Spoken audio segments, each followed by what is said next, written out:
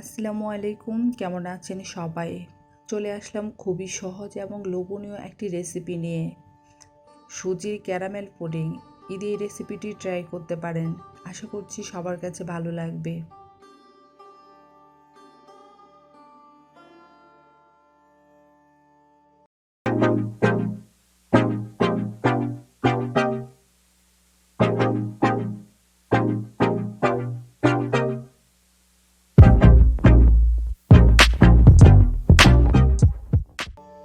আজকে আমি caramel pudding তৈরি করব পাউডার মিল্ক দিয়ে।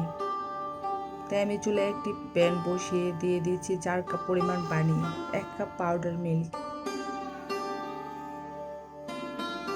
পাউডার মিল্ক নেড়ে ছেড়ে মিশিয়ে নিচ্ছি।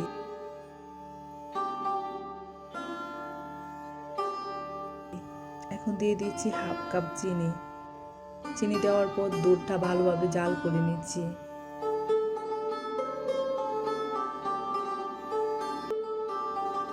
এই পর্যায়ে চুলার আঁচ একেবারে লো করে দিচ্ছি। এখন দিয়ে দিচ্ছি 1 কাপ সুজি, সাথে দিয়ে দিচ্ছি অল্প পরিমাণ এলাচ পাউডার।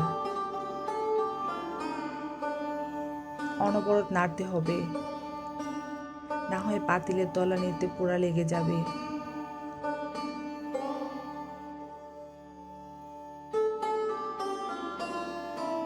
কিছুটা ঘন হওয়ার পর দিয়ে দিচ্ছি 1 টেবিল চামচ ঘি। ঘি দেওয়ার জন্য সুন্দর একটা ফ্লেভার আসবে। সুজির সাথে ঘি ভালোভাবে মিশিয়ে নিচ্ছি।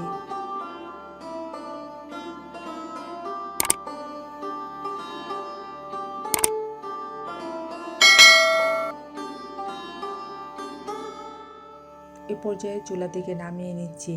এখন আমি একটি মোল্ডে সুজির মিশ্রণটি সেট করে নিচ্ছি।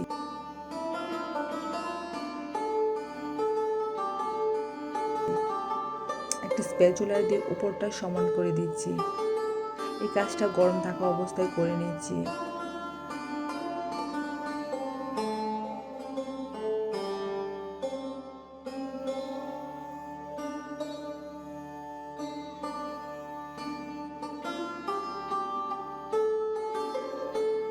সুজির মোলটা এক সাইডে ঠান্ডা হওয়ার জন্য রেখে দিচ্ছি।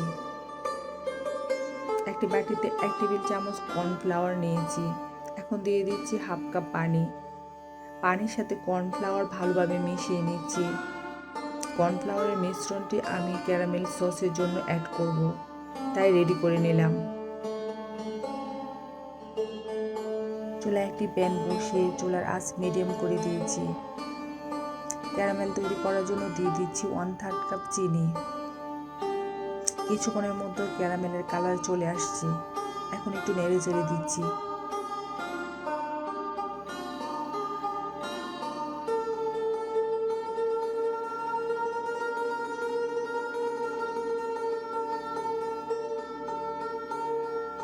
দেখতে সুন্দর লাগবে, তাই আমি এখানে অল্প পরিমাণ অরেঞ্জ ফুড কালার দিয়েছি। আপনারা ইচ্ছে করলে স্কিপ করতে পারেন। এখন দিয়ে দিচ্ছি কর্নফ্লাওয়ারের মিশ্রণ, নেড়ে চেড়ে দিচ্ছি।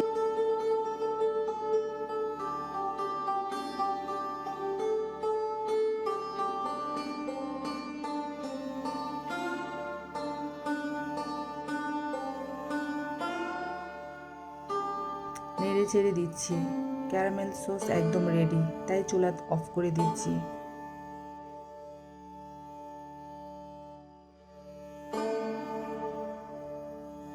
চুলা থেকে নামিয়ে সাথে সাথে সুজির পুডিংয়ের উপর ছড়িয়ে দিচ্ছি।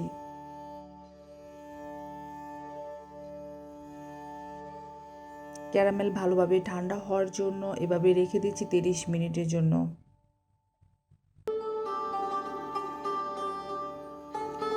বেশ ভালোভাবে ঠান্ডা হওয়ার পর কিছু পরিমাণ পেস্তা বাদাম কুচি দিয়ে ডেকোরেশন করে নিচ্ছি। এই পর্যায়ে কিছুক্ষণের জন্য ফ্রিজে রেখে খেতে পারেন।